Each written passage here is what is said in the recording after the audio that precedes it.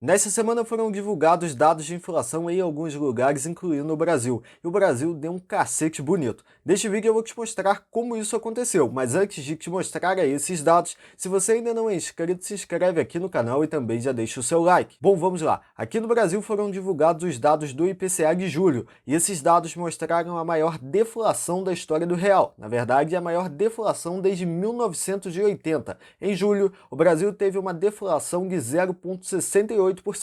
Esse resultado foi levemente melhor do que o esperado. Olhando os valores mensais, vemos que o IPCA saiu de 0,67% em junho e foi para menos 0,68% em julho. Em janela de 12 meses, a inflação cedeu de 11,89% para 10,07%. Nesses 28 anos de Plano Real, o Brasil só teve deflação 15 vezes. Inflação eu acho que é um processo que todo mundo já conhece, um aumento generalizado de preços. Agora, deflação é o oposto, é uma queda nos preços. Neste momento eu sei que vão ter comentários me xingando dizendo que onde o cara mora, o preço do arroz não caiu e que esses dados são mentirosos. Mas calma, IPCA é uma cesta de produtos. São 9 grupos pesquisados e dentro desses grupos existem diversos itens, fora que a pesquisa é feita em vários locais diferentes. Então quando você tira uma média de tudo isso, nesse caso de julho, teve uma queda de 0,68. Mas olhando um raio-x desse resultado, nós vemos que dos 9 grupos pesquisados, só 2 tiveram queda, que foram transportes e habitação. O ponto é que a queda foi grande o suficiente para trazer toda a média para baixo,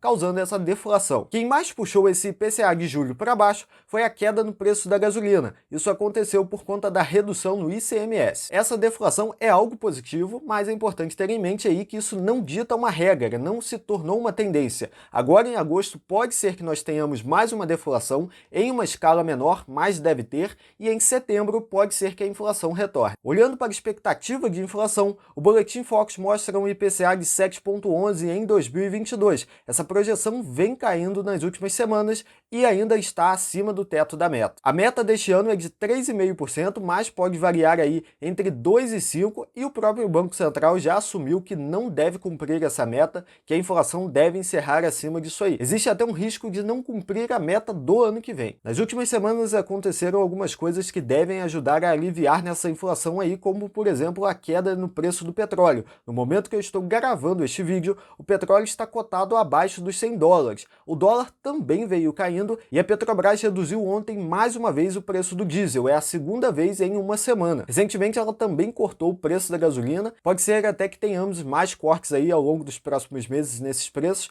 mas tudo depende do desenrolar aí do preço das commodities. Um outro ponto que ajuda aí também a segurar a inflação é que o Banco Central levou a taxa Selic em 13,75% ao ano. Nesta semana também saiu a ata do Copom, que mostrou que o Banco Central pode fazer mais um ajuste residual de 25 bips, o que levaria a Selic em 14% ao ano, mas o mercado já está apostando que o Banco Central chegou ao fim do ciclo e que a Selic deve ficar aí em 13,75 mesmo. Aqui no Brasil, o Banco Central foi um dos primeiros bancos centrais do mundo a subir juros e talvez seja um dos primeiros bancos centrais a começar a cortar juros, mas isso é uma coisa que deve começar a ser feita só no ano que vem. Só uma curiosidade, mesmo que o Banco Central não tivesse chegado no fim da curva, o último ajuste na taxa Selic este ano já deveria ser em setembro mesmo. As duas reuniões pós a isso são no meio do período eleitoral e geralmente o Banco Central não mexe em taxa de juros no meio de uma eleição. Isso não é regra, mas é o que vem acontecendo nos últimos anos. Mas voltando aqui, isso aí é só uma curiosidade mesmo. Todos esses acontecimentos das últimas semanas ou meses são coisas que vão levar a inflação a 2% até o fim do mês? Claro que não, mas neste momento, qualquer coisa que ajude a trazer essa inflação para baixo é positivo. Saindo aqui do Brasil e indo para os outros lugares aí que tiveram divulgação de dados de inflação, nessa semana foram divulgados os dados de inflação nos Estados Unidos. Lá teve o CPI e o PPI. CPI é preço ao consumidor e PPI é preço ao produtor. O CPI de julho ficou estável em 8,5%.